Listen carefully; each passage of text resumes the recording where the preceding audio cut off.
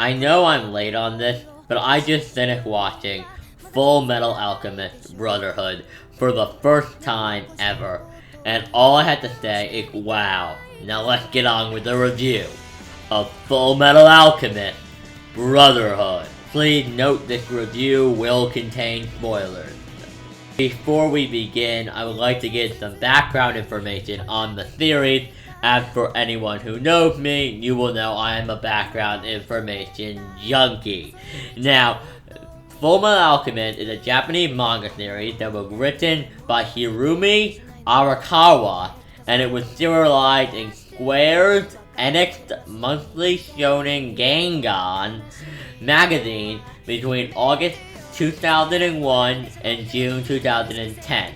Now let's get on with the review.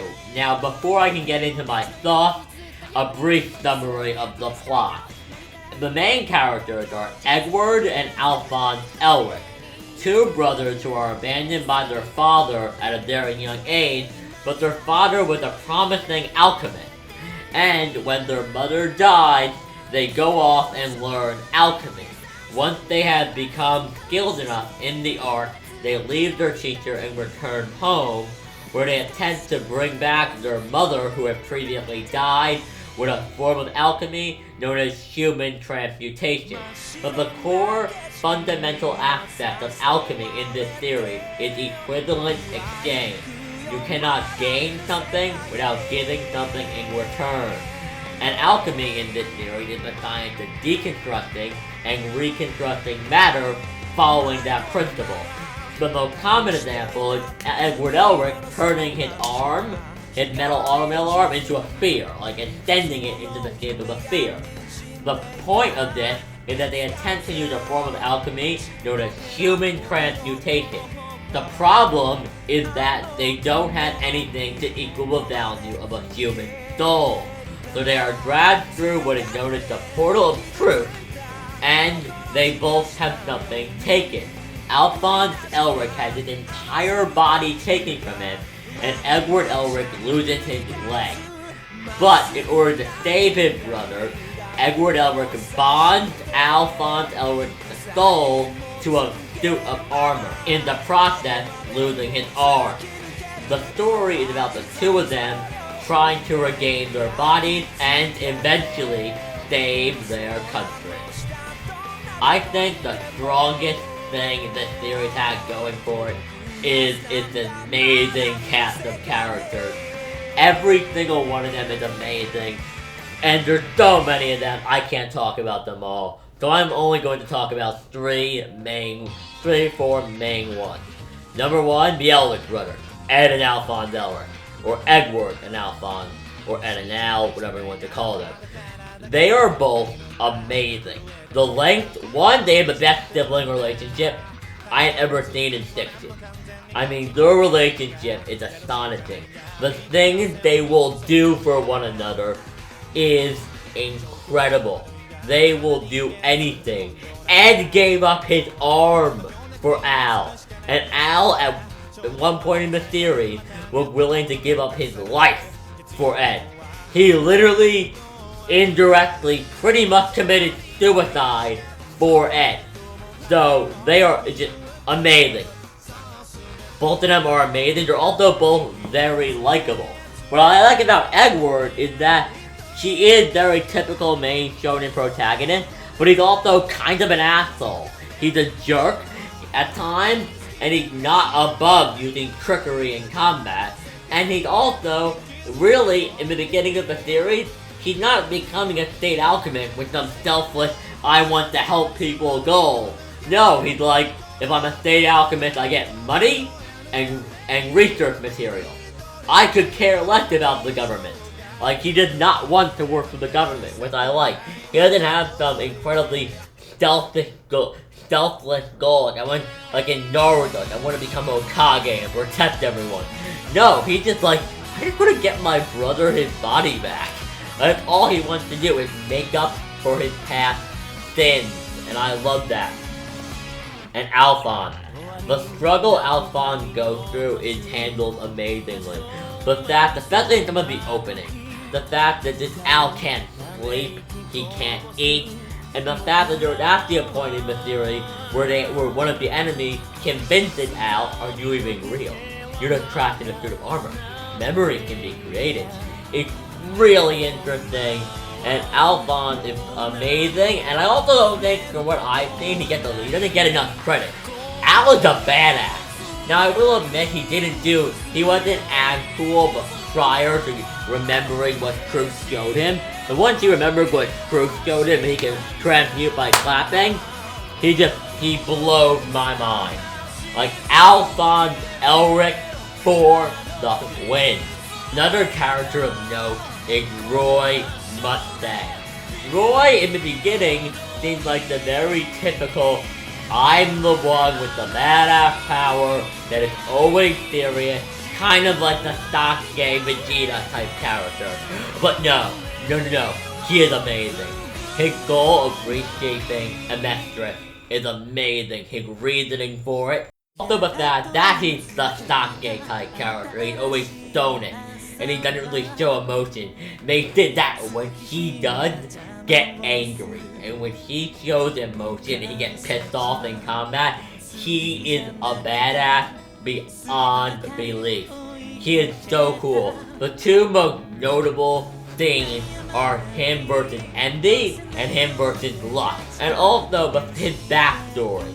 The fact that he was someone from Ishval and part of the Ishvaling War of Eradication is amazing. And speaking of the Ishvaling War of Eradication, I think I need to talk about the next thing that I think makes this series so damn good. Fullmetal Alchemist has an amazing way of blending many different moods.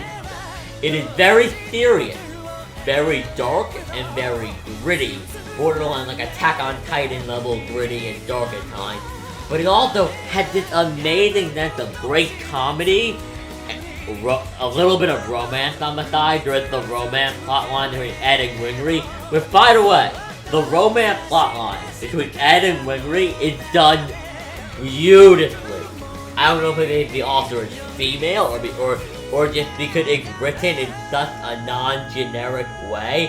It's not some like, oh, I need to hide the fact that I love this person thing. There's actually, in the English dub, because that's what I watched, and I will be talking about the dub later on, but Winry actually outright says, just outright in front of Edward, at I think before episode 30, it's just like, how did I fall in love with such a moron?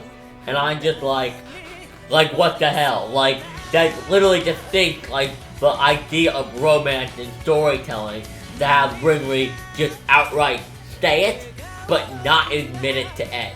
Like, they never even really say they love each other, but they know they do, and we know they do. And it is handled amazingly. And it also has to do with that it also works very well because Winry is an automail mechanic. She has a role. It isn't like she becomes an automail mechanic to help Ed. No, she just wants to be an automail mechanic. This is who she is, and Edward just happens to need an automail mechanic. It's not like in Naruto, where Sakura, who was the love interest in part 1, became a medic to help Naruto save Sasuke. No, this is just who Winry is. And that's the great part about it, because then she has a reason, completely different, in no way connected to the romance plotline, to be in the series constantly helping Edward. Like, she would be doing this whether or not she loved him is irrelevant. She would do this anyway, just because they're friends and she's an automail mechanic. And that's what I like. The romance is barely there. It's so well done and done so subtly. You can just really enjoy the moment where it's there and be like, this is really well done. I'm not sure why it's so well done, it just is, and it's done very subtly. The romantic moments between Ed and Winry are not forced. None of them are, and that is great. That also leads me to talk about, as I was saying earlier, the different moods of the series. The series pulls no punches. Episode 4, I will say it right now, scarred me. Like, I had a nightmare about that. Like, episode 4 made me cry. Episode 4, when Xiao Tucker turns his own child into a chimera is terrifying. It is gut-wrenching. It makes you want to vomit. It is so disgusting. Like turning your own daughter and sacrificing her for research. It's so messed up and so wrong. Just the idea is terrible. And the reason he did it for money. He did it for money. So he can maintain his title of State Alchemist and continue his research and not be poor. He did it for money. The amazing thing is most theories that have something that dark in it are considered dark theories. But Fullmetal Alchemist is dark, but it also has this great sense of lighthearted comedy. Even like in the middle of a big battle, somebody will call Ed short, and Ed will just throw a temper tantrum, and it will be really, really funny, and it will make you laugh your ass off, and it has this amazing ability to juggle different genres of comedy, romance, action, adventure, horror. It has this amazing ability to juggle all these genres and do it really well, and it's not that long. It's only 63 episodes. It's not like a Naruto where it starts off really lighthearted and it slowly changes. It just juggles them throughout the entire series, and it is spectacular. Fullmetal Alchemist does something that I wish more series would do. Now, in a lot of fictional series, authored in Japan, America, England, everywhere, for example, with Harry Potter, there's magic, like witchcraft. You would think there'd be mention of how this affects people, like if a wizard is born, how this would affect them mentally if they were Jewish. Like they would go against the religion. But no, religion's never mentioned. Naruto, same thing in anime and manga. Naruto, a completely fictional world, doesn't really seem to have religion in it. One Piece, there's vague religious mentions in it, but there isn't. Bleach is about death gods, and there's no religion in it. Fullmetal Alchemist, episode 2, I don't believe in God, I'm an atheist. God is stupid. The idea of God is stupid, it doesn't exist. Edward practically said that in episode 1. And I'm just like, most theories don't have the balls to mention religion. Fullmetal Alchemist does religion versus atheism in episode 2. I mean, what is that? And Edward had some great lines, like, after he exposed his father Leto, he pretty much tells Rogue, yeah, your God's not real, get over it. Are you gonna cry about it, or are you going to say, okay, God's not real, whatever, and keep moving forward, because that's what you need to do. That is something you want to talk about, the message of moving forward. Rose, for example, she finds out everything, as I mentioned earlier, her God, all her hopes, everything she believes in just vanishes. It's not real. So you know what she does? She gets up and she keeps moving forward. She's like, no what? I will move forward. Ed and Al, they lose their bodies. And they're like, we're going to keep moving forward. It is absolutely incredibly inspiring to see these characters go through complete hell and just get up and keep moving forward. But now I think it's time I talk briefly about the plot. As I mentioned, the show pulls no punches. The plot is, I will say, a little complicated, and I will admit it would probably be better if you didn't do what I did and take your time while watching it. You can marathon it, but take breaks. Take some breaks, listen to people's opinions on it. I did it. I just watched everything, and I watched it very fast. And it was a little hard to absorb everything. But I will say the plot is amazing. It is one of the most well thought out plots I had ever seen. And the way they execute certain things is amazing. This is probably the best, fictional military I had ever seen. My favorite part of the whole, military, thing where they're passing on me information, one of the standout scenes in that part of the story, for me, personally, is when, Roy Mustang and Reza Hawkeye are sitting in the lunchroom and she just mentions a ton of names. Like, it's like, oh, I talked to Celine, I talked to Sally, and I talked to Tim, and Phil, and Bob. And then he goes in, and he writes the first name of all those people on a piece of paper. And it's like, Shirley, Celine, Bradley, the homunculus. I love that. Like, I love stuff like that. I also love the scene where Roy is like giving a General Armstrong flowers, and she pisses out the paper. She unrolls it, and it has the information in it. That scene was also spectacular. The military is one of the strongest things in this series, in my opinion. It is so well structured. The discreet, the way they pass the information, the secret codes, the use of anagrams, the whole thing is amazing. Some of the stuff I was so stupid I didn't even fully understand, and I don't think you're supposed to. Like when Reza and Hawk and Roy were talking, I thought that was just some thing to show the two of them talking. I thought it was like a fill in the moment, just show the characters hanging out scenes. Then I see this and I'm like, wait, she was talking in anagrams? I mean, like, how awesome can you be? The stuff with Fuhrer King Bradley being a homunculus blew my mind. Like, I was so mind blown with some of these plot lines that it just never got to me. But that the Philosopher's Stone is made of human souls just blew me away. Like, the fact that the entire country had been controlled by the homunculus. The homunculi. Is it homunculus or homunculi? I was always confused during the series. But the fact that they had been controlling it for its entire existence in every war. It's so mind-blowing, so well thought out. The fact that Hirume actually designed a metric to be the shape of a transmutation circle is genius. This woman is a genius. But there's no such thing as a perfect story. There isn't. And that's one of the things I'm going to talk about. Now, I want to point out that it isn't necessarily a bad thing. This is just something that bothers me. The unexplained and unexplored things that are mentioned. They mention all these other fictional countries in this amazing world. That's one of the great things about the series, is it's world building. But amazing world building can, in some cases, be very bad. In fact, I would somewhat, please don't kill me for this, compare it to Fairy Tail, which is where they have people from other lands in the story, and they have this main country that is very interesting.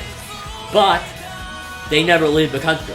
It's like you have I personally, I want to know more about Sting, and I want to know more about Drachma. I've always found these countries to be very interesting, and I'm disappointed that we couldn't get more of them. Especially like the ninjas from Sting. I feel like it would have been really cool to get more of that. I will say that I like the ending, but I can definitely see why somebody wouldn't. I like it because I think there's more of a symbolic element behind it, between Egg realizing the arrogance of humanity and being willing to become somebody that was like us. To become one of us, someone who can't use alchemy, so it's a normal guy. Just become like that, to give up his alchemy, to save his brother, and be like, you know what, I don't need alchemy because I have friends. I feel like that was supposed to be symbolic, but I can definitely see somebody being like, that is bullshit! There is no way the skill of alchemy is worth Alphonse Elric's soul. And I feel like it was more about the fact that he was willing to do it. The fact how much alchemy meant to Al. We know, not Al, meant to Ed. We know Al loves alchemy. But the fact that he was like, okay, he was like happy. He was smiling. He was like, take my alchemy and give me my brother back. I don't need alchemy. And I will admit, I kind of wish he could have kept his alchemy. But honestly, the way it ended is just beautiful. The fact that Edward gave up his alchemy and became a normal guy, but the fact that he's still continuing to research alchemy is amazing. I would also like to say that the Hohenheim backstory is amazing. The Hohenheim backstory is just so good. It's really good. I will admit, it's not my favorite part.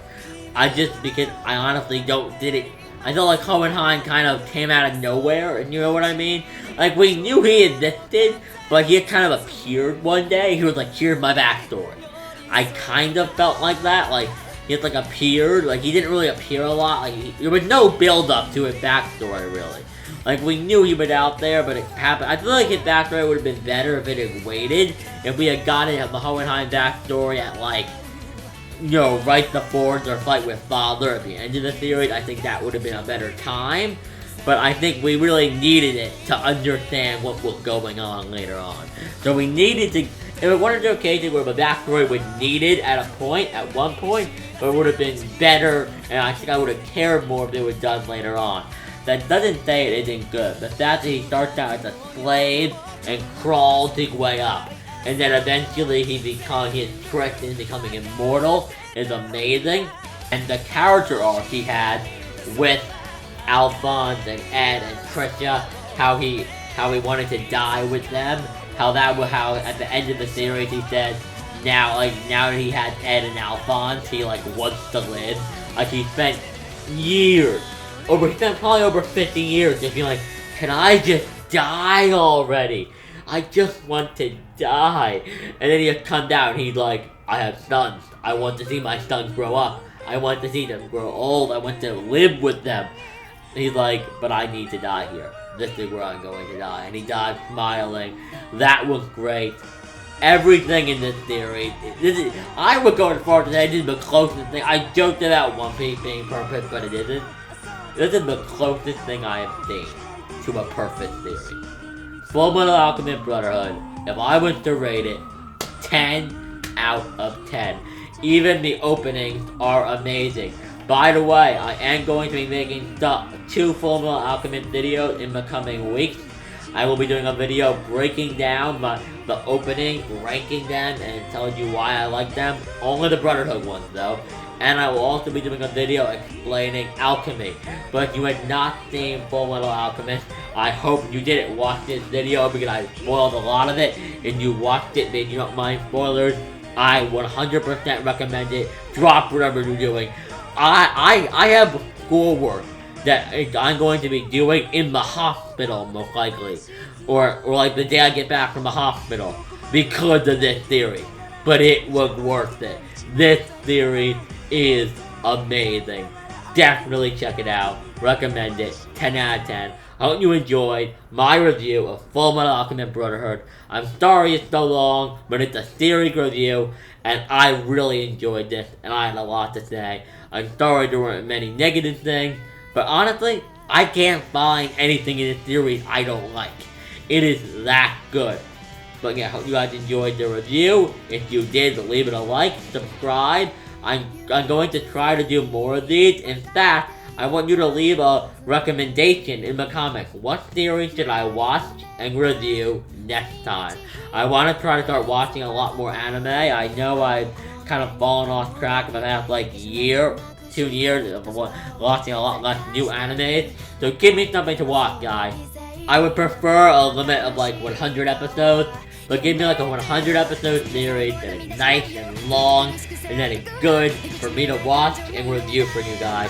Tell me those in the comments. Tell me your thoughts on the brilliant godlike theory that is Fullmetal Alchemist in the comments as well. Like the video you did. Subscribe for more videos. And if you're interested in those upcoming Fullmetal Alchemist videos that I mentioned, also subscribe. But above all else, guys, have a great day. One Piece Nation. Signing out. And remember, I made this video so you can subscribe, for that is the equivalent exchange.